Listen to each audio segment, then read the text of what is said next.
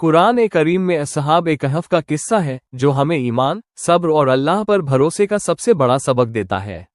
यह उन नौजवानों की कहानी है जिन्होंने पूरी दुनिया के खिलाफ जाकर सिर्फ एक अल्लाह को माना और अल्लाह ने उनकी हिफाजत ऐसी की कि कयामत तक उनका जिक्र जिंदा कर दिया। बहुत पुराने जमाने की बात है। एक शहर में एक जालिम बादशाह हुकूमत करता था। वो लोगों को बुतों की पूजा पर मजबूर करता था। जो कोई अल्लाह की तौहीद की बात करता उसे सजा दी जाती। लेकिन उसी शहर में कुछ बहादुर नौजवान थे। उनके दिलों में तौहीद की रोशनी थी।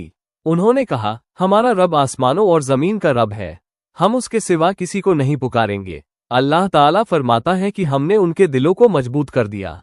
जब हालात बेहद सख्त हो गए तो उन्होंने शहर छोड़ने का फैसला किया। उन्होंने कहा, चलो किसी गुफा में पनाह लेते हैं, हमारा रब हम पर अपनी रहमत फैलाएगा। और फिर वे पहाड़ों की तरफ निकले।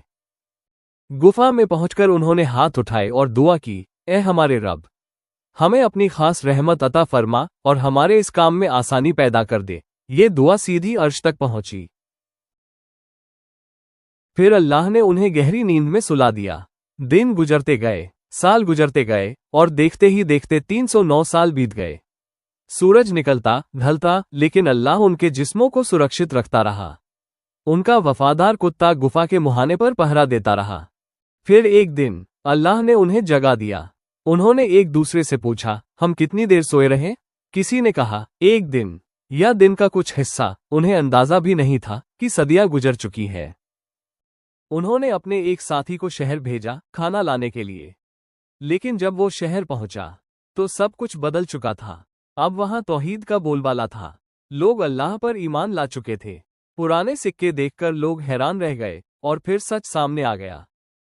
असहाब कहफ का ये किस्सा हमें ये सिखाता है, जो अल्लाह पर भरोसा करता है अल्लाह उसकी हिफाजत खुद करता है। ये कहानी इस बात की दलील है कि कयामत का दिन हक है और अल्लाह मुर्दों को दोबारा जिंदा करने पर कादिर है। अल्लाह हमें भी सच्चा ईमान अता फरमाए। आमीन।